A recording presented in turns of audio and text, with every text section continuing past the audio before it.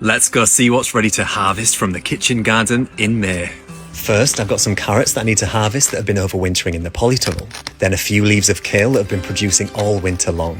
I have some young chard that are just about ready to start harvesting from, and the last couple of leeks before I leave the rest to flower this summer. Then I'll pick a few mixed lettuce leaves that are growing really fast now, some garlic scapes, which are always a nice little additional harvest at this time of the year, some radish before they begin to bolt in the heat, and I'll pick some nasturtium leaves and flowers to add a nice bit of colour to the basket.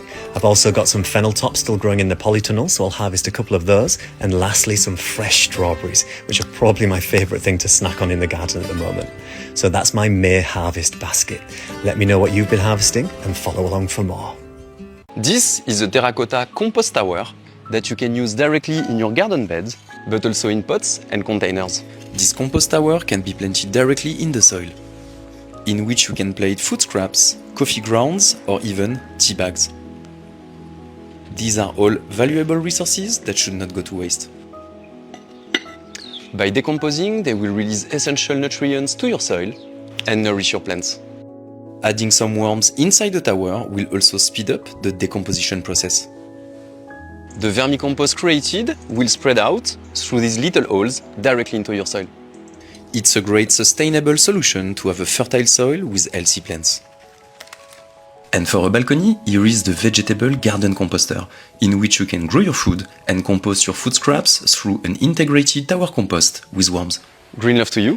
If your fruits are starting to go a little bit overripe, then here's a fun way to stop them from going to waste. You can use almost any fruit for this recipe with the exception of pineapple, but as we've been harvesting an abundance of fresh strawberries at the moment, that's what I'm going to use. Simply start by removing the green tops from your strawberries and pop them straight into a blender. Now for roughly each pound of fruit, squeeze in the juice of 1 whole lemon. To give it a bit of natural sweetener, 4 tablespoons of organic honey and a splash of water to help it all blend. Give this mixture a really good blitz until it's nice and smooth, then transfer straight into a pan. Slowly bring this to a boil and add in either gelatin or agar-agar, which is a plant-based equivalent, then heat for a few more minutes until it's completely dissolved. Whilst the mixture is still hot, pipe it into silicone moulds, or if you don't have any, old ice cube trays will work just fine. And after about an hour of cooling, what you'll have are these delicious natural fruit gummies, which as they store will concentrate the flavour, making them even more tasty. And as always, thank you for watching.